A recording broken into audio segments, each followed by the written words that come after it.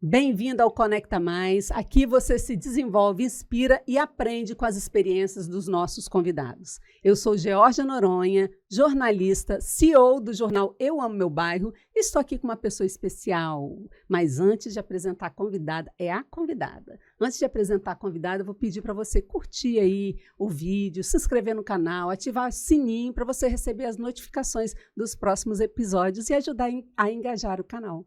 Agora eu vou apresentar os nossos patrocinadores. Você ou alguém da sua família precisa de cuidados? A Cuidare Vitória cuida de pessoas no conforto do lar, em hospitais, cuida de idosos, adultos, adolescentes, crianças, independentes ou acamados, por situações diversas, doenças, transtornos, enfim, a Cuidare cuida. E se você busca serviço de contabilidade, a Casassi Contabilidade é uma empresa localizada em Jardim Camburi e tem equipe super capacitada e é especializada em atender empresários de todos os ramos. Agora eu vou falar sobre a nossa convidada, que é uma pessoa bem especial, e vocês vão adorar esse podcast, que vai ser fantástico, não vai? Vai. Pois é. Nossa convidada, ela é uma pessoa, vou falar um pouquinho aqui dela, ela é advogada, é empresária, CEO, sócia fundadora do escritório Rebeca Medina Soluções Jurídicas, né, que é escritório especializado em direito empresarial e condominial, certo? Condominial, certo. É idealizadora e hostess da comunidade UMCC, um mundo chamado Condomínios, que é uma comunidade que compartilha conceitos e práticas que refletem em qualidade de vida dos condomínios e condôminos, não é isso? Rebeca Medina, seja bem-vinda! Obrigada, eu que agradeço aqui a oportunidade de a gente estar batendo esse papo, conhecendo um pouquinho mais sobre o mundo chamado condomínios e tudo que contém aí nesse universo que as pessoas, elas vivem, elas moram, elas trabalham em condomínio, mas muitas vezes elas ainda não conhecem o universo que elas estão inseridas. Então, muito obrigada pelo convite. Eu que agradeço. E esse condomínio, né, esse trabalho para condomínio, eu sei que o seu trabalho é uma, assim, eu acho que nem todo mundo tem ideia do que se passa por trás dessa sua atuação, né? Sim, sim. Como eu falei, né? As pessoas hoje ou elas vivem ou elas trabalham com condomínios ou em condomínios. Muitas vezes elas não estão dentro de um condomínio edilício, que são os famosos prédios, né, residenciais ou comerciais. Elas vivem em condomínio sem saber que estão em condomínio, porque existem vários tipos de condomínios, né? Não só o edilício, que é o mais usual, onde as pessoas ali acreditam, né, o que é ou não é um condomínio, e elas não conhecem toda a importância de trabalhos técnicos para assessorá-las a viver nesse condomínio, a estar nesse condomínio. Não é só o serviço jurídico, né? Hoje nós temos serviço jurídico, nós temos contabilidades focadas em condomínio, nós temos engenheiros focados em condomínios, temos a figura do síndico profissional, então ele é um universo muito amplo. E o meu trabalho especificamente é trazer soluções jurídicas e segurança para essas pessoas terem tranquilidade dentro da propriedade que elas estão. Eu acredito que tem muitas questões por trás que as pessoas devem ficar na dúvida, né? Sim, sim. Elas acham que conhecem tudo de condomínios, mas na verdade, infelizmente, nós temos a tecnologia do Google, onde elas vão fazer as pesquisas, tem muita informação boa e legal, mas também nem tudo que está ali é verdadeiro ou se comporta e funciona da forma como está escrito ali. Então, elas ficam com muitas dúvidas, acreditando que estão certas, mas às vezes estão equivocadas. Né? E você, assim, você atua só para condomínios, né? Ou você atua também para condôminos, por exemplo? Vocês têm alguma questão? Sim, lá no nosso escritório especificamente, a gente atua em tudo que traz da área, que envolve a área condominial.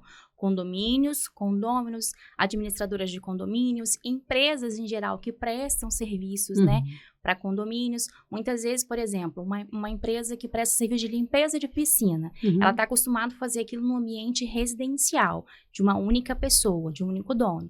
E aí, quando ela tem a oportunidade de estar dentro de condomínio, ela não consegue adaptar o contrato dela à realidade de um condomínio edilício, ou até mesmo à realidade de um condomínio com várias multipropriedades, que a gente chama de condomínio de multipropriedades, né? Que é uma modalidade diferente de condomínio. Às vezes tem um condomínio de casa, mas ela também não consegue ter um contrato adaptado, porque não é um condomínio, e sim uma associação. Então, o escritório, ele faz esse serviço de suporte a esse prestador de serviço, de forma que ele tenha um contrato para cada tipo de objeto e cada tipo de cliente que ele recebe, que ele vai, aliás, atuar dentro desse ambiente condominial. Mas, Rebeca, eu sei que existem várias áreas, né, que você citou aí, né, que você atua dentro de condomínio e tal, mas vamos falar sobre a questão de síndicos de prédios, né? Os síndicos de prédios, de condomínios, de prédios únicos, síndicos, enfim. Eles são pessoas capacitadas, assim, eles têm algum treinamento para ser síndico, ou eles são síndicos só e acabou? Tipo assim, a pessoa elege ele como síndico e acabou. Existe alguma coisa que formaliza essa questão de ser síndico?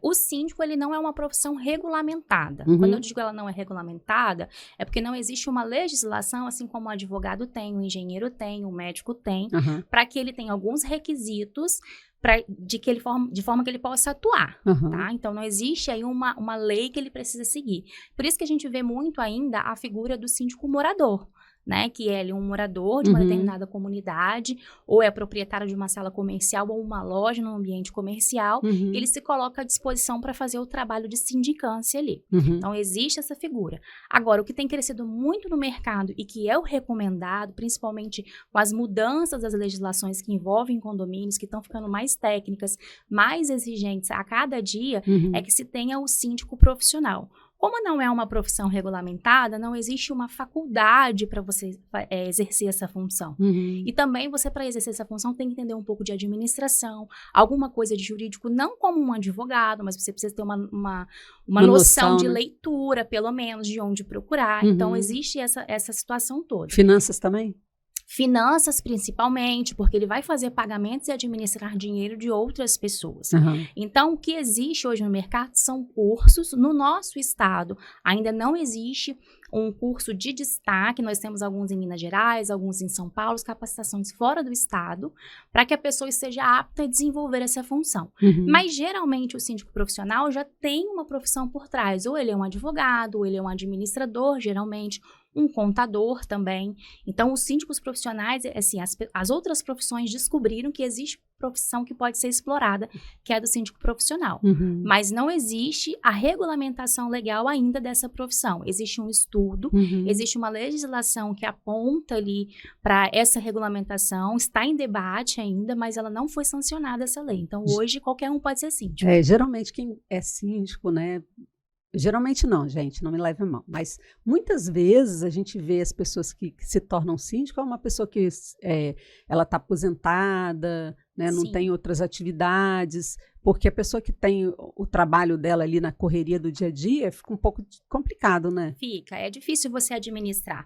Principalmente pelo que eu falei, você está administrando patrimônio, e quando a gente diz patrimônio, converte-se em dinheiro, né, em valor. Então, é muito difícil você desenvolver a sua profissão particular e também fazer uma sindicância eficaz. Não é impossível, mas os pagamentos têm horários para serem feitos, né? Existem questões bancárias, questões contábeis, reuniões, que muitas vezes não só são as assembleias, você precisa fazer reunião com o prestador de serviço. Então, há uma necessidade de dedicação e disponibilidade de tempo. Então, realmente, quando uma pessoa ela não tem ali a sua aposentadoria, que possibilita ela ter um tempo à disposição do condomínio, fica uma sindicância prejudicada. E, às vezes, a pessoa, assim, ela é síndica, mas ela não sabe de algumas necessidades que ela precisa. E, de repente, se ela tem um treinamento, uma capacitação para ser síndica, talvez ela esteja mais, né? Sim, a gente recomenda, mesmo que o síndico ele não seja um síndico profissional, ou seja, muitas vezes ele até recebe os honorários ou desconto ali da cota condominial dentro ali do seu dia a dia, mas ainda que ele não receba isso, a gente orienta que pelo menos ele faça esses cursos de capacitações, né, de extensão que a gente chama. Mas assim, para que essa pergunta é só para poder dar uma sacudida nas pessoas, uma despertada. Mas para que um síndico vai contratar um serviço de um advogado dessa área? porque ele não domina tudo. E os serviços jurídicos, a interpretação da norma, goste ou não, ela é mais eficaz com um profissional que se preparou para isso. E aí, como eu falei, o mundo de condomínios, ele mudou muito nos últimos 10 anos. Legislações que não existiam passaram a existir. Responsabilidades que o síndico não tinha passaram a existir. Então, é oportuno que ele tenha um profissional e cada um na sua dinâmica, né, na sua preparação. Então, é bom que ele tenha uma assessoria jurídica, mas não só assessoria jurídica, a contábil, a de engenharia também. Agora, para a vida útil do condomínio, no dia a dia, a assessoria jurídica ela é muito importante para prever problemas. O nosso papel é trazer tranquilidade para uma sindicância. Então, ao invés do síndico acionar uma assessoria jurídica quando o problema já aconteceu, que muitas vezes ele é irremediável, né, ele vai ter um suporte para trabalhar com tranquilidade para evitar os problemas e as consequências desses problemas. Entendi. Bom, e assim, existem homens que são síndicos e existem mulheres síndicas. De repente, qual meio assim, que você vê de mais quantidade de pessoas, homens ou mulheres, que estão buscando atuar nessa área de síndico? Hoje que estão buscando, eu vejo que são mais mulheres. Ah, é? Estão buscando. Mas ainda existe uma predominância do mercado dos homens atuando como síndico. Aliás, isso eu acho que é de uma forma geral, né? Todas as profissões, a gente, com exceção de algumas, a gente vê a figura masculina predominantemente ali atuando. Mas a busca e o interesse pela sindicância, pelo menos aqui no estado do Espírito Santo hoje, você vê já de mulheres, e não só para sindicância, tá? Para gestão, para administração, para ser dona de administradora de condomínio, o número de mulheres é crescente, mas ainda é um desafio para a gente estar igualada ali, a gente ainda está no número inferior. Então, mulheres, ficam de olho aí, né? Participem, sejam síndicas, né? Passem a buscar, de repente, atuar nessa área, porque às vezes a mulher está em casa e, né? Às vezes ela tem filho, está em casa, não está trabalhando, mas não só a mulher que não está trabalhando, porque às vezes a pessoa olha aqui o discurso, né, e pensa para o outro lado. Mas às vezes você está em casa e, né, e não está trabalhando, aí tem um tempo a mais, pode estar se engajando nisso e aprendendo uma nova profissão, que pode se tornar uma nova profissão, né? E às vezes a pessoa pode se encontrar. Eu tenho muitas amigas que tinham outras profissões, que estavam insatisfeitas nas suas profissões, até mesmo pela falta de reconhecimento. Tiveram a oportunidade de atuar com uma sindicância até voluntária e entenderam que aquilo poderia se tornar uma profissão. E a mulher, ela tem um dom de percepção, né? Ela tem um dom de desenvolver um diálogo de uma forma mais mansa, ela tem organização, ela tem requisitos, é da natureza feminina ter requisitos de extrema importância para uma sindicância, não que os homens não tenham, tanto tem que desenvolvem esse papel há muitos anos, mas a mulher ela tem algumas características naturais dela. Então, assim, quem não tem ainda esse interesse e quer buscar aí uma nova profissão, eu te aconselho a estudar um pouco mais sobre o que é a síndica profissional, buscar o conhecimento e se arriscar nessa área, porque eu tenho certeza que é possível que a pessoa tenha muitas chances de sucesso. O síndico é um gestor, né? Sim. É um gestor. Ele está ali olhando todos os detalhes de um condomínio que, né, precisa melhorar, precisa cuidar, precisa, né, transformar. Exatamente. O papel principal do síndico é fazer a gestão. E ele estando capacitado, então ele vai saber quais são as questões, até legais, que ele pode acionar um advogado para poder resolver alguns problemas, né? Sim. Falar em questões, eu tenho perguntas. A gente vai ter participação aqui de 2 pessoas que enviaram perguntas para fazer para você. Tá? Ai, que legal, vamos lá. Vou ler a pergunta aqui. Aloísio Silva, ele é síndico. Quais as medidas que o síndico pode tomar para manter a segurança do condomínio no caso de locação temporária? Vamos lá. Aloísio, obrigada, né, pela participação e pela pergunta. A gente precisa entender primeiro que tipo de locação temporária é essa. Eu acredito que talvez ele possa estar querendo discutir a questão do Airbnb. Né, que é uma locação por temporada, mas de curta temporada.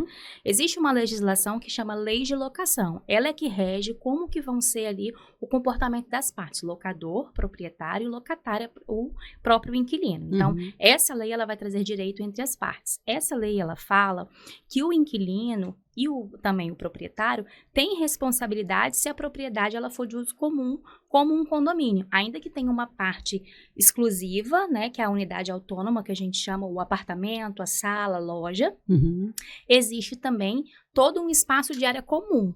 E essa legislação diz que todos precisam respeitar. Então, quando o proprietário ele sai dali e ele coloca alguém naquele local, a primeira coisa que o síndico tem que fazer é observar se aquele proprietário ele tem conhecimento das normas regulamentadoras daquele condomínio, né? E aí exigir que esse proprietário cobre que o seu inquilino e os seus visitantes, os seus funcionários, né, ali, eles respeitem também essas normas, é a primeira coisa. E essa questão de segurança, ela é muito peculiar porque houve uma discussão por conta da locação do Airbnb, que é um aplicativo, mas existem outros aplicativos da mesma natureza, né, onde você acredita-se que você tem menos burocracia para fazer uma locação do que você ir numa imobiliária e fazer um contrato locatício. Só que, na verdade, isso é uma ilusão. Existem, sim, responsabilidades. Se você abrir os aplicativos, eles têm uma série de regras de pontuação para que tanto o proprietário do imóvel tenha que seguir, quanto também o inquilino ali da curta temporada.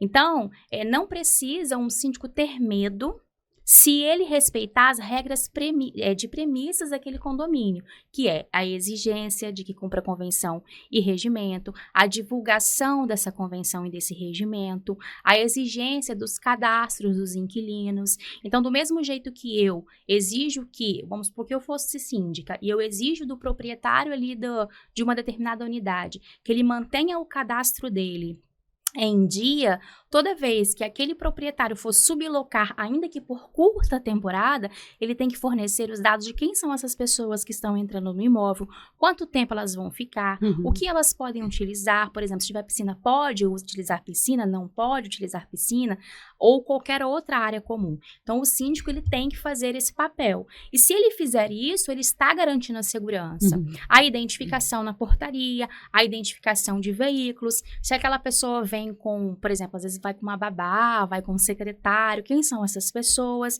Então, todas as pessoas que vão circular naquele ambiente, o síndico pode e deve exigir que o proprietário, ele apresente para o condomínio previamente, independente se existe um cadastro ou não lá no aplicativo. Então, esse é o maior controle de seguranças, né?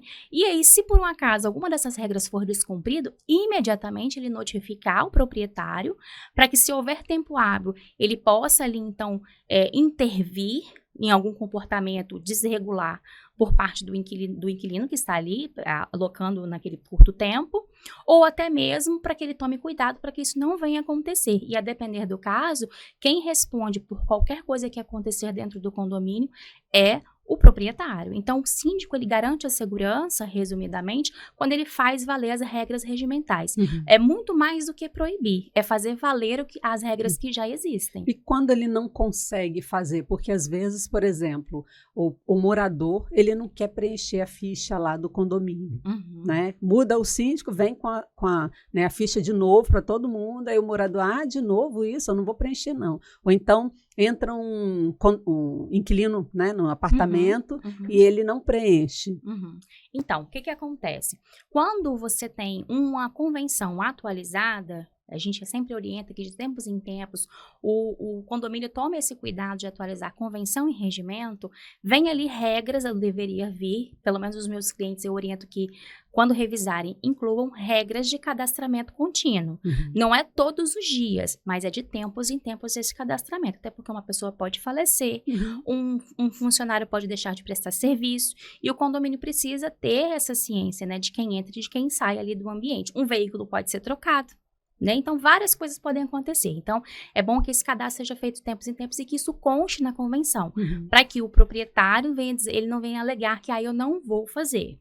Agora, independente disso, existem outras legislações que vão ali dar segurança para o síndico exigir esse cadastro. E se, no final de tudo, o síndico ele Primeiro solicita, depois às vezes ele até dá um prazo maior, notifica a unidade, a depender do regimento ali da convenção, notifica a unidade primeiro, e aí ainda assim ela não faz, multa a unidade por falta de cumprimento da regra condominial, aí ele pode também fazer o que a gente chama de solicitar no cartório de registro de imóveis, tá? O documento originário em nome do proprietário. E quando for o caso de um inquilino, ele vai procurar uma assessoria jurídica que vai dar algumas orientações de notificações extrajudiciais mais robustas, que a gente chama, né, com termos mais técnicos, para exigir que o locatário faça a entrega daquela documentação, ou até mesmo o proprietário, ou notificar uma imobiliária, ou até mesmo buscar as vias judiciais para ter acesso a essas informações. Entendi. Tá? Antes de passar para o próximo aqui, né, para a próxima pergunta, eu tenho um negócio para te entregar. Um presente. Obrigada. Isso aqui é um presente, pode abrir. É da Confino Produtos. Se você consegue abrir. Até o final esse laço aí. Nossa, dá até dó de abrir, né? Né? Vamos lá. Espero que você goste. É um nozinho, um laço. Para ficar bem seguro. Agora foi. Tem mais outro. São 3 laços. Será que eu vou conseguir abrir o terceiro? Vou. Foi. E a ansiedade de abrir o presente? Espero que goste. Nossa! Isso aí é uma geleia de pimenta, um antepasto de berinjela. São produtos de entrada. Gente. Vou dar um close aqui, ó. Confino, muito obrigada. Vou experimentar e depois dou um feedback dos produtos. Obrigada, viu, Jorge, pelo carinho. Mas deixa eu ir para a segunda pergunta, que é de uma ex-síndica. É a Catarina Isabel Moreira de Souza. É sobre procuração para representar o proprietário numa assembleia. Na convenção diz que a procuração deve ser apresentada 1 hora antes do início dos trabalhos e no edital pede para enviar por e-mail um dia antes. Quem tem mais poder, a convenção ou o edital? Eu vou te dar uma resposta ligada a esse caso concreto, mas não é tão simples assim a gente avaliar essa situação. Neste caso aí, quem tem mais, não vou dizer poder, mas quem teria autonomia de exigir que fosse cumprido seria a convenção, tá? Mas a gente, quando fala de leis condominiais, a gente não pode pensar só no universo condomínio. A gente tem que entender que condomínio está inserido dentro de um sistema jurídico, né? E o sistema jurídico nosso, ele tem o que a gente chama de hierarquia de leis, tá? Existe toda uma teoria, existe, né? Hans Kelsen criou essa teoria, e nós estudamos isso no nosso dia a dia. Então, existe uma lei maior, que ela está no topo, na cadeia dessa pirâmide, a gente chama de pirâmide Kelsen. Então, a lei maior que está no topo da cadeia da pirâmide hoje é a nossa Constituição Federal e as emendas que ela tem. E aí a gente tem algumas leis no meio dessa pirâmide, né, que são as leis ordinárias, complementares e outras que existem, né, que elas vão ali complementar e explicar, esmiuçar o que a Constituição Federal não falou, mas delegou as leis delegadas, né, que uma outra legislação viesse ali explicar melhor a regra geral. E abaixo disso, na base dessa pirâmide, nós temos as outras normas técnicas, por exemplo, uma norma de ABNT, uma convenção, tá? Então, a Constituição Federal, por que eu fiz essa introdução? Porque a Constituição Federal fala o seguinte: ninguém será obrigado a fazer ou deixar de fazer algo senão em razão de lei. Esse artigo 5º, que é um artigo onde fala dos direitos fundamentais da pessoa. O que é direito fundamental? Vida, propriedade, liberdade. Então, são direitos fundamentais da pessoa. Ela não é obrigada a fazer nada se não estiver previsto em lei.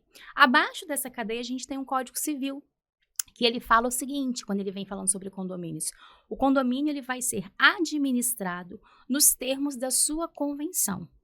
E fala mais, que o síndico tem que convocar as reuniões, que são as assembleias, nos termos da convenção.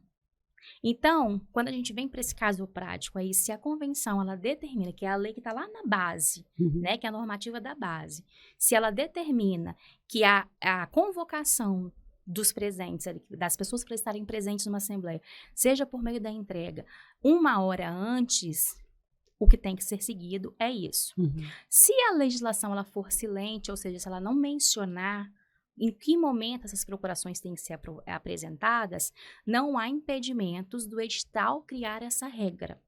Tá? Por isso que eu falei que não é tão simples assim, porque a gente vai ver editais dentro da área condominial de vários tipos. Não quer dizer que, porque ele pede para apresentar um dia antes, está ilegal. Então, se a convenção não fala nada, aí aquele edital ele pode criar essa regra. Por quê? Porque o edital também está na base dessa pirâmide e ele tem força de lei, embora ele não seja uma lei. Então, neste caso concreto aí dessa pergunta, tem que ser seguido a convenção. E aí, assim, para complementar, é uma boa prática que se revise essa convenção para que dê a oportunidade das procurações realmente serem apresentadas antes e não na hora da assembleia. Por quê?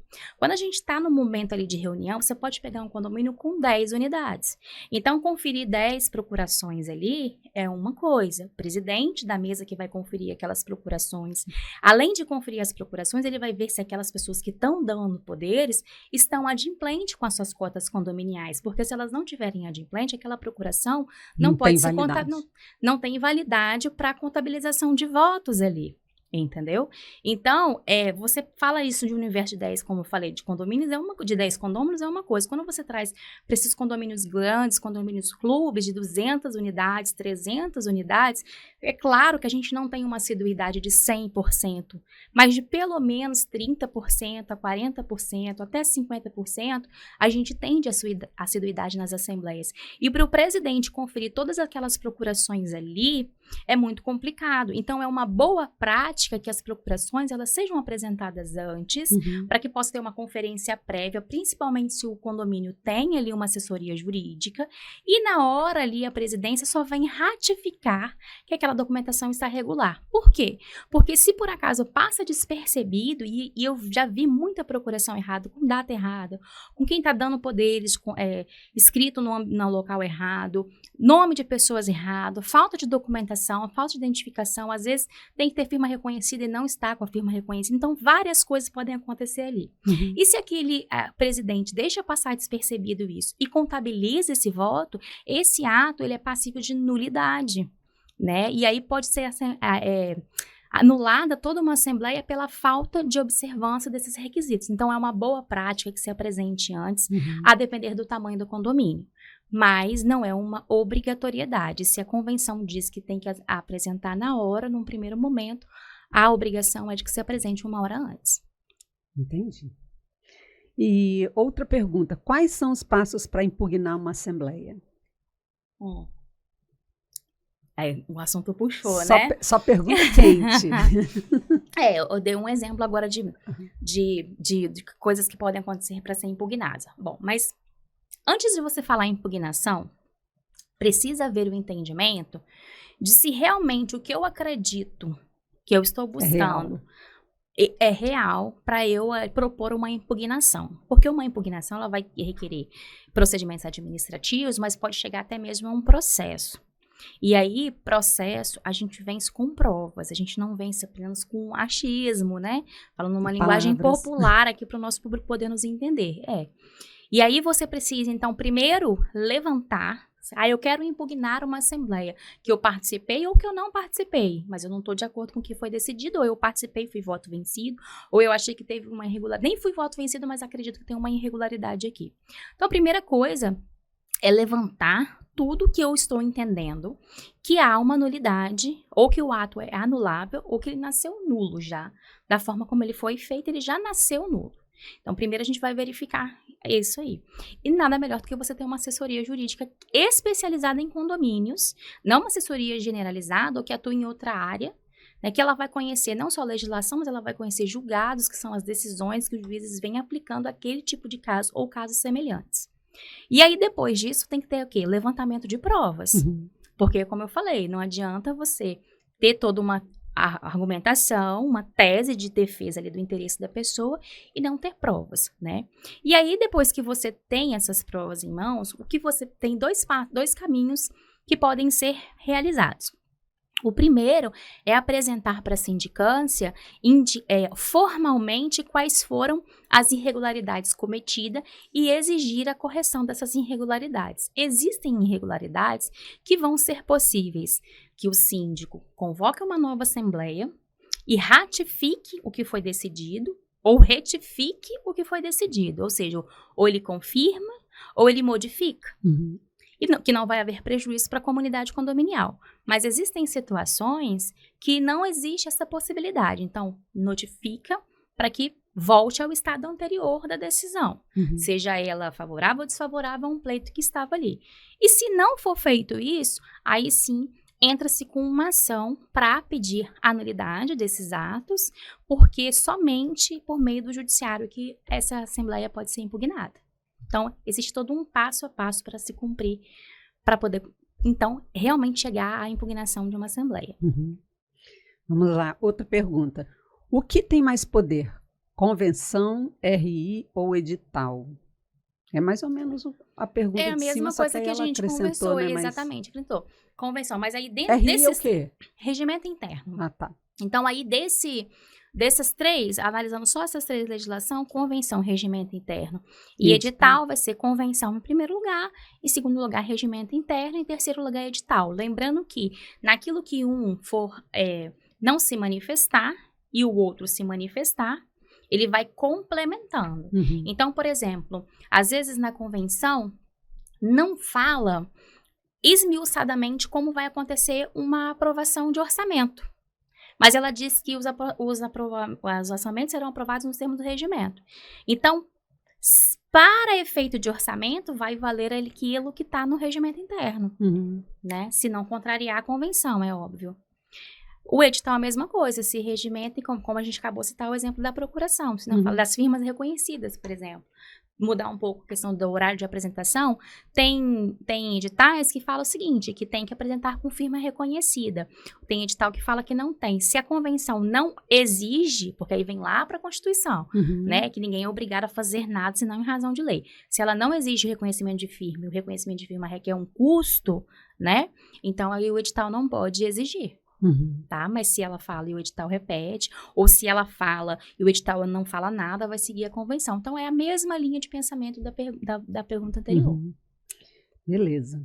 O morador pode alterar o edital no momento da assembleia? Jamais. Nem o morador, nem o presidente, nem o síndico, nem qualquer outra autoridade ali dentro da assembleia.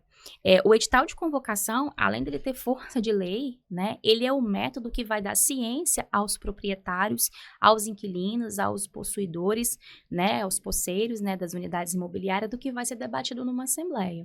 E se você coloca uma lista de itens a ser debatido e lá no momento você modifica, você inclui algum, você está tirando o direito da pessoa a participar, porque às vezes ela não tem interesse em debater o tema A, B e C, mas se incluir o D, ela tem total interesse de participar. Então, não pode, de maneira nenhuma, modificar na hora. E é uma questão meio lógica, porque a própria convenção vem dizendo ali como que serão as convocações. Né? Então, a Assembleia ela não pode decidir nada, a gente chama, o termo que se usa é deliberar, mas quer dizer decidir, ela não pode decidir nada se não houver uma convocação específica para aquilo. E a convocação é feita por meio de edital, e o edital tem uma formalidade para ser seguida. E o que é esse edital? O edital é um documento que chama edital mesmo, né? E ele vai ali colocar qual o local que vai acontecer a reunião, em que data que vai acontecer a reunião, se a reunião ela é virtual, se a reunião ela é presencial, se a reunião ela é híbrida. Lembrando que quando ela for híbrida ou virtual, tem alguns requisitos que precisam constar nesse edital, por exemplo, como é que vai ser transmitido essa reunião, assinaturas, como é que vão ser feitas as coletas de assinaturas, como é que vai ser feito a manifestação do voto, e aí tem algumas outras questões também que precisam, né, ser observadas nesse tipo de reunião, mas no edital, enfim, tem que ter essas informações, tem que ter informação do que vai ser debatido, tem que ter informação qual horário que começa a primeira chamada, que a gente chama, e a segunda, que é a primeira convocação, né, da primeira chamada, e a segunda chamada da convocação. Então, tem que ter para as pessoas, por mais que a lei fale, tem que conter ali, é um documento formal. Do mesmo jeito que existe um convite de casamento, existe o edital. A diferença é que o convite de casamento, o dono do casamento pode mandar ou não fazer verbalmente. Já o edital, não. Então, o edital, resumidamente, é o documento que vai convocar ali a reunião. Entendi. Pergunta polêmica. Divulgar o número do apartamento para comunicado no grupo do WhatsApp do prédio é exposição? Então, depende do que vai ser divulgado. Eu tenho uma orientação particular aos meus clientes. Eu não gosto de grupo de WhatsApp. Porque depois que caiu na rede, o céu é o limite, né? E então, uma frase mal colocada, mal escrita, né? Expor a pessoa. Isso. A interpretação das pessoas é muito pessoal, porque quando eu tô aqui conversando com você, eu estou me comunicando com você, eu não tô só falando. Eu tô me gesticulando, eu tô olhando, eu tô sorrindo ou não. E o próprio morador, se ele vê que tá citando o apartamento dele, ele pode entrar com uma ação, alguma coisa assim? Sim. E aí, o que acontece? Que quando tá você só escreve, exposto, né? Exatamente, quando você só escreve, você pode dar uma margem de interpretação enorme para isso, né? Agora, também depende do que o síndico vai escrever. E, né, ali, às vezes é uma solicitação. O proprietário da unidade tal está solicitando tal coisa. Então, isso não é uma exposição vexatória, né? Porque a questão não é expor ou não expor. É trazer o vexame ou não para uma pessoa. É ferir a liberdade, a individualidade, né, de uma pessoa. Então, esse é o grande problema. A dignidade da pessoa humana tem que ser observada nisso. Então, as palavras precisam ser bem colocadas. Então, vai depender. Vai depender do que é divulgado. Mas eu, particularmente, não gosto que gestão seja feita por meio de WhatsApp. Até porque... até para as pessoas conhecerem. Apesar do judiciário já ter utilizado e aceito, em alguns casos, provas por meio de conversas de WhatsApp, se a gente pegar pela letra da lei, a conversa de WhatsApp, né, que são meios, né, através da internet ali, eletrônicos, né, os áudios, tudo isso, para a gente ser considerado como prova mesmo, eu preciso fazer uma ata notarial, que é fazer o quê? Pegar o meu celular, levar num cartório, o tabelião vai ver aquele conteúdo e como ele tem fé pública, ele vai atestar que aquele conteúdo realmente é real, é verdadeiro, não foi burlado, não foi simulado, né, e vai redigir o que a gente chama de ata notarial. Essa é a verdadeira eficácia das provas. Né? Então, isso gera um custo para o condomínio. Então, eu não acho que o WhatsApp é o melhor caminho para a administração. Eu volto a repetir, não estou dizendo que o judiciário não aceita os prints, eu estou dizendo que nem todo juiz aceita, e isso traz prejuízo dependendo do que você quer comprovar. Então, se o síndico puder não usar isso como canal oficial, é melhor. Certo. Usar fundo de reserva para fazer uma obra não emergencial, é necessário um número de proprietário? Na verdade, o fundo de reserva não pode ser usado para fazer obra não emergencial, né? Existem 3 tipos de obras em condomínios: as necessárias, as úteis e as voluptuárias.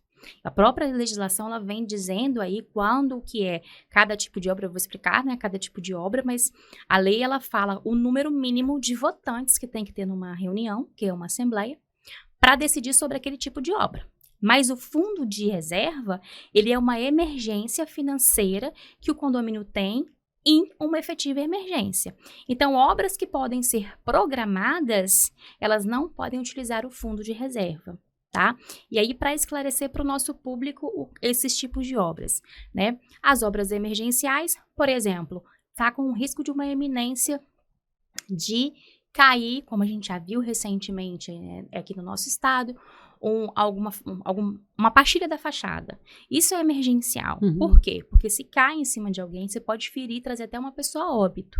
Então, a reforma não é uma reforma programada de manutenção, mas se cai um pedaço da pastilha e precisa ali tirar aquela pastilha e reformar aquela fachada ali, e não existe ainda uma arrecadação para isso e aquilo é risco iminente, ou existe uma ordem judicial para que isso seja cumprido, uma notificação da Defesa Civil, isso é considerado emergência. Agora, a reforma de manutenção do uso da coisa, que é a própria manutenção da fachada, já necessariamente não é uma reforma. manutenção são programáveis, né? Então, elas são consideradas obras úteis e não voluptuárias. E o que é voluptuário? Eu vou dar o mesmo exemplo da fachada. A minha fachada, ela é de pastilha, ela tem um design, e aí a gente entendeu que a gente pode modernizar esse design, nós queremos luz de LED, né? Nós queremos fazer valorização patrimonial, embelezamento. Isso são obras voluptuárias, né? E aí vai depender desse tipo de obra para decidir qual é o número de votantes. Tá? Tem a terceira, não? São essas 3. Úteis, voluptuárias e necessárias. Tá, entendi. Certo. Nossa, é muito aprendizado, hein? Viu como que condomínio é um mundo e é complexo? Por isso que os síndicos precisam de ter uma assessoria jurídica, uma assessoria contábil. E às vezes acontecem coisas que ele não está preparado. Pois é, às vezes ele pode acreditar, por exemplo, que a obra, qualquer tipo de obra é obra, e não é. Cada obra tem sua classificação. Um condômino ali esperto assim, né? Exigente, sim, que entende de lei, né? Ele pode ter problema. E mais, não é só a exigência. O síndico, ele responde civil e criminalmente sobre os atos dele, ou seja, sobre as ações dele, né? E sobre as omissões dele também. Então, não é só também se precaver, é também, né, você ter uma harmonia, não ter ruídos na sua gestão, ter uma tranquilidade para gerir. Mas, além disso, é a responsabilidade civil criminal do síndico, que é muito importante. Então, uma decisão mal tomada pode gerar um problema. No caso da sua atuação, você fica acompanhando, ele te leva as demandas, como é que funciona? Depende do tipo de contratação que é feito no escritório. O escritório hoje ele trabalha tanto com uma assessoria mês, né, que é todos os meses ali a gente está prestando serviço, tem um rol de atividades que a gente faz, e aí a gente presta para aquele condomínio, por exemplo, para administrador, então notificações em geral, acompanhamento de reunião, participação em assembleias, leitura de contratos, análise desses contratos, propostas, né, de alteração de convenção e regimento. Então a gente tem aquela assessoria mês, nós temos assessoria, por exemplo, para recuperação de crédito, que são as cobranças das cotas condominiais não pagas e a recuperação de todo o crédito, porque, contrário do que muitas pessoas acreditam, eu estou devendo a minha taxa que custa R$1.000. Na hora que eu vou pagar R$1.000, e não é assim que funciona, né? O condomínio, ele teve prejuízos por não ter pago em tempo, existe uma atualização monetária, cobranças de juros, cobranças de, a gente chama de juros de mora, né? Às vezes, a aplicação de multas, a multa do atraso, mas tem aplicação pelo descumprimento das regras, entendeu? Então, tem custos que o condomínio ele tem, muitas vezes, quando ele vai ter que judicializar aquilo ali. Então, a gente chama da recuperação do crédito, né? E temos também a atuação em pontos específicos. O condomínio sofreu uma ação trabalhista, a gente tem um advogado que faz esse tipo de atuação. O condomínio, ele sofreu algum processo no âmbito civil, em questões ou ele precisa fazer alguma ação da relação dele de consumo para algum prestador de serviço. Então, contrata-se o escritório para fazer somente aquela defesa ali. A gente atua assim. E no caso de furtos e roubos nas dependências do prédio? Tem alguma questão? Então, furtos e roubos, em via geral, não é responsabilidade do condomínio, né? Muitas convenções, inclusive, elas vêm prevendo essa situação. Mas o próprio judiciário também já vem decidindo que, mesmo no silêncio da convenção, que um furto e um roubo, ele é uma questão de segurança pública, né? Não é uma questão só privada. Então, a menos que o condomínio, ele assuma aquele risco de furtos e roubo, o que eu acho muito difícil, né? Um particular que ele assumiu uma situação dessa, o condomínio não tem essa responsabilidade. E se for, por exemplo, não consertou algum portão e entrou alguém no condomínio e levou uma bicicleta? É um exemplo, tá? Aí é diferente, mas aí a gente precisa de ter provas que isso aconteceu. A falta de manutenção que gera consequências, ela no primeiro momento ela vai ser responsabilidade do condomínio, a depender de como se desenvolveu ali a questão, por exemplo, o roubo da bicicleta, mas ela também, o condomínio vai depois fazer aquilo que a gente chama de ação de regresso, vai buscar quem foi que deu causa a isso. Então, foi um condômino que passou e não fechou o portão, ele vai ser responsabilizado.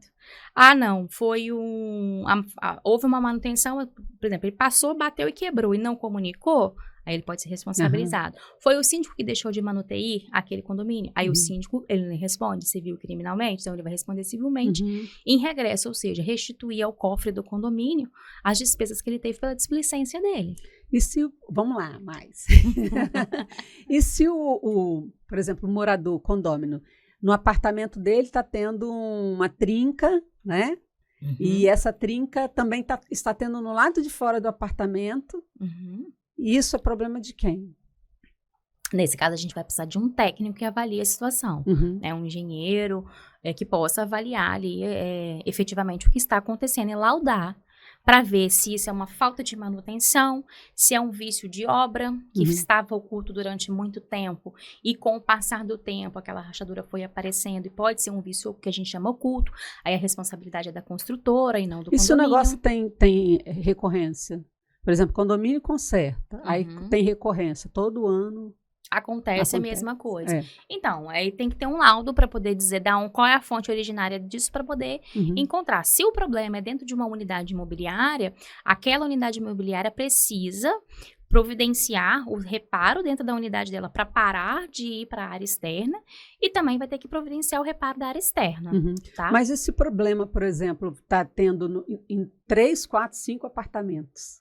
Provavelmente algum vício de obra ou falta de manutenção dada. Aí por isso que é importante existir um profissional técnico, perito naquela situação, que ele possa avaliar. Porque se for um problema de vícios ocultos, o condomínio vai buscar os seus direitos, ele vai, de repente, fazer ali os reparos, indenizar quem tiver que indenizar, buscar os seus direitos para com a construtora, ou vai orientar, que se for dentro do apartamento, por exemplo, que essa pessoa busque ali a construtora para fazer esse reparo.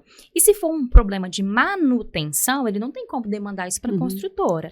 Então, aí a unidade prejudicada, por exemplo, vai poder cobrar do condomínio. E, por exemplo, vamos continuar. E, por exemplo, o problema está vindo de fora para dentro, né?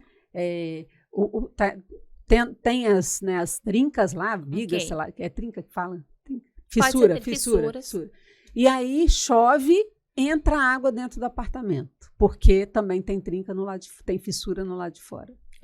O condomínio, ele precisa promover o reparo. Se é de fora para dentro, ele precisa promover esse reparo. Até para que não aumente os problemas e venha abalar a estrutura do prédio, né? Porque não é normal você ter fissuras contínuas dentro de um prédio. Então, o condomínio, ele tem que promover esse reparo aí, até Mas porque o reparo ele também só está do sendo lado atingido. de fora? Num primeiro momento, ele vai promover o reparo do lado de fora. E aí, ele vai, como eu falei, vai ter que laudar isso. E se for constatado que veio de fora para dentro, o condomínio tem que fazer esses reparos. Mas se entra água, é porque foi de fora para dentro, não? Ou não? Mas pode acontecer, por exemplo, como eu expliquei, pode ser um vício oculto de obra. Entendeu? Em que não é o condomínio que tem a responsabilidade. Por exemplo, se a gente estiver falando, se for constatado que é um vício de obras, por exemplo, se o condomínio mexer, ele perde a garantia. Entendeu? Mas então, é prédio antigo, no caso. Mas vício oculto ele não prescreve. Não prescreve. O vício ele é oculto. E ele vai prescrever a partir do momento que você tem ciência dele, e aí ele tem um prazo para prescrever, né? Aí ele pode buscar. Então, nesse caso, quando a pessoa tem essas questões, porque assim, um bate-papo num podcast é uma coisa. Agora, você contratar um profissional é outra, né? Não é barato. Então, a gente vai ter outras informações onde a gente vai poder se laudar, né? O que eu oriento, vamos supor que seja um condômino que chegue para mim com essa situação.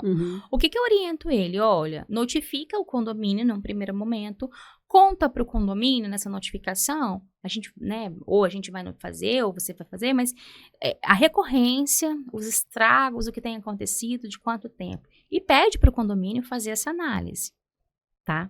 Se o condomínio se recusar, não tem jeito.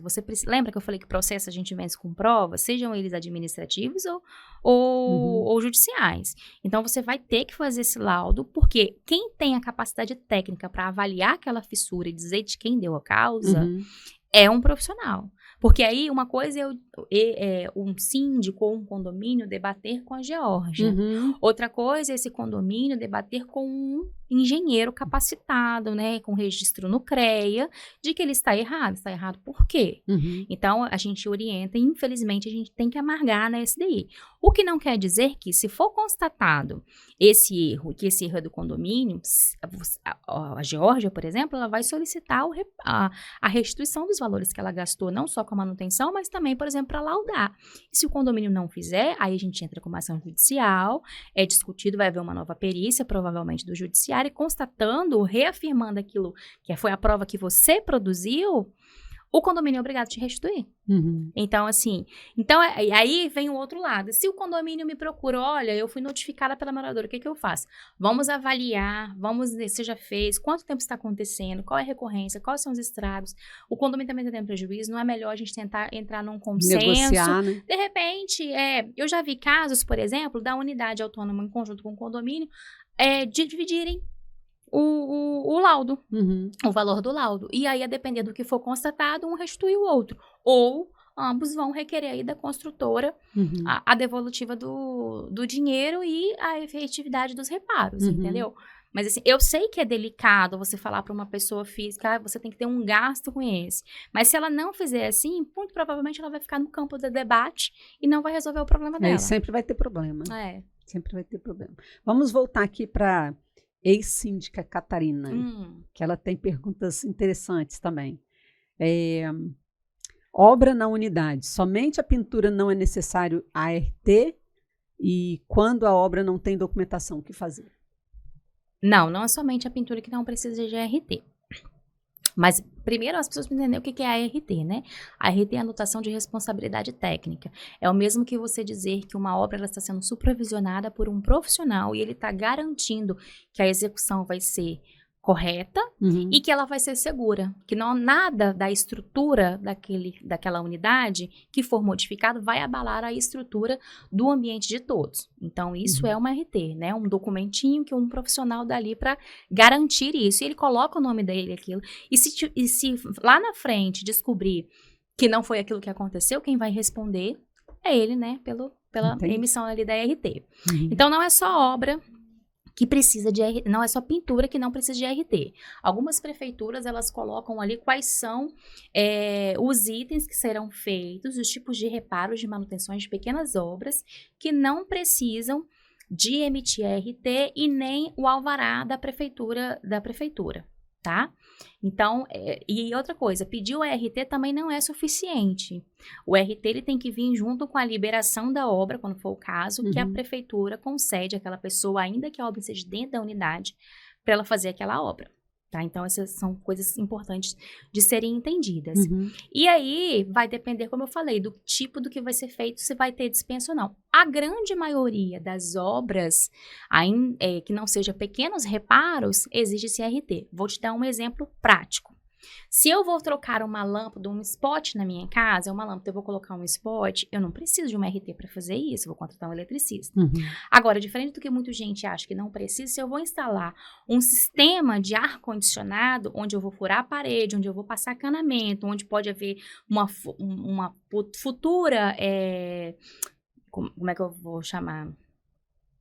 Infiltração, recordei da palavra, pode haver uma futura infiltração, aí eu preciso o quê? Eu preciso de um profissional atestando aquilo ali, eu preciso de uma RT. Para segurança, então, né? Para segurança da pessoa também e de todos. Então, assim, se eu vou fazer uma manutenção na área de gás, por exemplo, da área que é super perigoso, além de eu ter uma empresa especializada, não poder mexer no encanamento, eu vou precisar de um engenheiro ali se eu for quebrar alguma coisa próxima a essa área de gás. Entendeu? Então, depende do tipo de obra. Mas as pequenas reparos, via de regra, não se exige a ART, tá? E aí você perguntou, a segunda pergunta era sobre documentação, né? Quais são os documentos necessários? ART, laudo, do que vai ser feito. Quando a obra não tem documentação, o que fazer? Ah, tá. Quando não tem a documentação, primeiro notificar o proprietário para que ele apresente, tá? Essa documentação. Isso é obrigação do síndico, e independente se está na convenção ou não, existe uma norma da ABNT, né, que determina as obrigações dos síndicos nas questões de vigilância de obras, tá? É obrigação do dono da obra apresentar a documentação, ele também tem obrigações regulamentadas, se não cumprir também pode ser responsabilizado, e aí ele vai notificar, vai dar um prazo para apresentar. Se não, ele vai buscar o impedimento que essa obra continue. E dependendo do que for constatado, até mesmo que retorne ao estado anterior, que seja desfeito o que foi feito. Tá? Então, esses são os caminhos. Mas sempre buscando primeiro resolver administrativamente, porque é o melhor caminho e é menos custoso para o condomínio, tá? E depois, se não der, aí vai ter que entrar na justiça. Primeiro amigável. É o melhor caminho. Né? É o ambiente de todos, né? Não foi feito para brigar, né?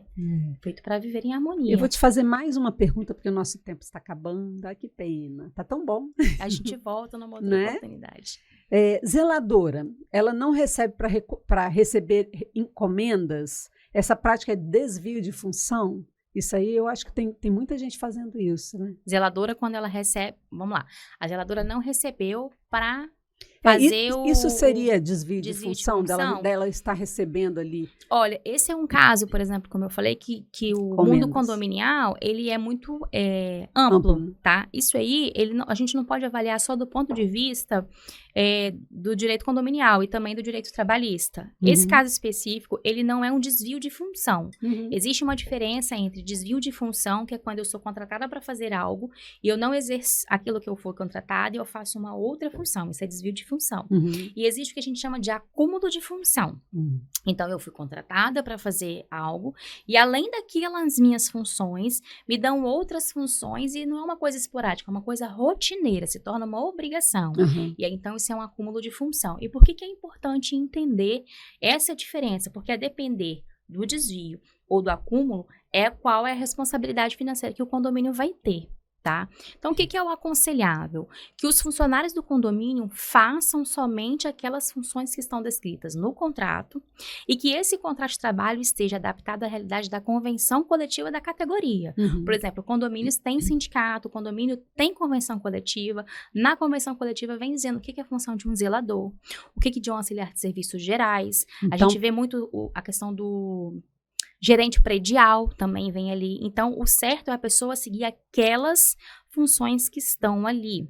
E quando você já sabe previamente que por alguma questão de logística do condomínio há necessidade de receber, por exemplo, as encomendas, o que é adaptável a fazer? Colocar essa observação no contrato de trabalho e pagar o adicional por esse serviço que ela vai exercer e pelo tempo que ela exercer. Tá? Esse é o caminho seguro. Se não fizer isso, o condomínio pode ter um problema jurídico enorme com o processo trabalhista. Eu acho que muito condomínio vai ter problema por aí. Mas talvez ele venha praticando ali como eu falei, se ele estiver pagando o adicional, se ele tiver um advogado auxiliando, com certeza ele vai fazer tudo certinho. Uma assessoria jurídica, com certeza. Né? Vai orientar, pelo menos. A gente busca orientar os nossos clientes que procurem fazer tudo certo. Existe uma máxima assim, é impossível a gente fazer tudo certo sempre. Será que é mesmo tão impossível a gente fazer a coisa certa? E quando os síndicos, eles ficam assim, eles fazem aquilo que é da cabeça deles, por exemplo. Por exemplo, vou dar um exemplo. Uma reforma, né, tem um projeto para você executar, isso foi aprovado, tal, chega na hora, ele não coloca o portão, ou ele não coloca, sei lá, do jeitinho que está no projeto e ele muda porque ele acha que fica mais barato na cabeça dele. Ele vai responder por se alguém todos os problemas. Né? E aí, assim, e não é só se der problema, tá? Qualquer condômino pode exigir que seja feito o que consta na documentação oficial. E aí vai ter que prestar contas disso, vai ter que voltar ao estado anterior, vai ter que desfazer aquilo. O síndico ele não pode sair fazendo vai gastar mais o que ainda. ele quer. Vai gastar mais ainda. E quem vai gastar é ele, né? Porque ele tá fazendo errado. No final das contas, o condomínio pode gastar, mas ele vai ter que restituir. Lembra aquilo que eu falei? A gente está administrando dinheiro alheio. Então, a gente tem que restituir a quem a gente dá prejuízo. Né? E, às vezes, até indenizar. Né? Dependendo do caso, não só restituir o valor, mas alguns tipos de indenizações mesmo, em razão da ação dele. O que a gente mais vê é síndicos que não estão, assim, preparados para serem gestores, né? E eles vão muito com a questão do o meu gosto, o meu jeito é assim, e aí eles querem fazer as coisas do jeito deles e acabam passando por cima. E ninguém fala nada, né? Porque isso acontece, porque as pessoas não se envolvem, né? Existem duas questões aí. Primeiro, e às vezes nem sabe que pode síndico, também. Isso é muito comum quando o síndico ele é morador, ele é proprietário, então ele tem aquele sentimento de pertencimento, né? Não é só gestor, ele é o dono de todo aquele condomínio ali. E eu tô à frente, né? Então isso acontece muito quando existem pessoas assim, que por isso é importante a figura do síndico profissional e é recomendado, ainda que seja um condomínio residencial. E também acontece muito isso quando existe a falta da participação dos condôminos. Porque dentro de condomínios, não é só a figura do síndico que é importante, todo mundo tem a sua importância. Eu venho sempre falando isso nas minhas redes sociais e sempre que eu posto para os meus clientes também. O condômino, ele tem um papel fundamental também ali naquela propriedade. Ele também tem que administrar a propriedade dele. Ele delega a alguém o poder de representação e ele precisa confiar através do voto. Mas ele também tem um papel importante. Então, ele delega para o dia a dia, mas na Assembleia a participação e voto é dele. A decisão é dele. Então, ele é um agente muito importante. O Conselho Fiscal, ele é muito importante, porque ele tem um trabalho de fiscalizar se a gestão financeira do síndico está de acordo com a previsão orçamentária, né? Se o que foi programado e o que foi realizado também está de acordo, se o condomínio tem déficit, não tem déficit. Ele está muito ali, né, para tomar conta da vida do síndico. É para verificar realmente as questões financeiras e chegar numa assembleia, orientar, porque não é ele que decide, mas orientar através desse trabalho que ele fez de fiscalização, a recomendação ou não da aprovação das contas do síndico, que é uma obrigação dele. O síndico é fundamental para gerir o condomínio. A administradora também é muito importante, porque tem atividades ali que fogem à possibilidade do síndico fazer no dia a dia, como, por exemplo, a emissão de boletos, precisa de um sistema. E não é toda empresa de sindicância profissional, e principalmente quando o síndico não é profissional, ele não tem como gerir esses boletos. Então, a administradora também tem um papel muito importante, mas ela tem os limites dela também de atuação. O conselho consultivo também tem a importância dele, porque é aquele conselho que vai estar auxiliando o síndico no dia a dia das tomadas de decisões. E que dá até segurança, né, para o síndico. E para o caso onde tem subsíndico, que na ausência do síndico, o subsíndico vai substituir ele por um determinado tempo até, ou que se eleja um novo síndico, né, ou que enfim, que se resolva e que ele retorne ali para as atividades dele. Então, todos os agentes condominiais, eles são importantes. Não existe o mais importante e o menos importante, porque cada um tem a sua posição. O condomínio, ele é um organismo vivo, é como se fosse o corpo. Então, a cabeça é importante, a perna é importante, né? Os ouvidos são importantes e assim funciona em condomínios também. Então, eu recomendo sempre isso, né? Que haja participação de todos, haja o envolvimento de todos e, é claro, com muita responsabilidade. Nosso podcast acabou, infelizmente, mas antes de finalizar 100%, eu vou pedir para você falar, olhando para aquela câmera ali, para os síndicos, uma mensagem para eles. O que você falaria para eles nesse momento? Bom, eu falaria para o síndico, primeiro, muito parabéns, né? Porque sindicância não é para os fracos. É para os fortes, aquelas pessoas que aceitam desenvolver na vida, que aceitam se expor, que aceitam ser questionados. A segunda coisa que eu diria é trabalhe a sua inteligência emocional, porque lidar com pessoas não é fácil e você vai ser criticado dentro do processo da sua gestão. A terceira coisa é se prepare, né? Faça cursos preparatórios para desenvolver a melhor sindicância que você puder. Tenha cuidado, tenha diligência, tenha uma escuta ativa, saiba ouvir o outro. Você não está ali só para gerir alguém, você também está para ouvir ali as demandas daqueles solicitantes e conte com uma equipe especializada. Não saia tomando decisões sem fundamento. O síndico não é obrigado a saber tudo, porque ninguém sabe tudo. Então, tenha, assim, a sua assessoria jurídica, tenha a sua assessoria contábil. Se for fazer obra, procure a assessoria de um engenheiro para que os erros sejam minimizados. E reforço o parabéns, né? Muito obrigada pela sua participação. Eu que agradeço. Adorei o bate-papo, muito bom. E podcast finalizando, até a próxima.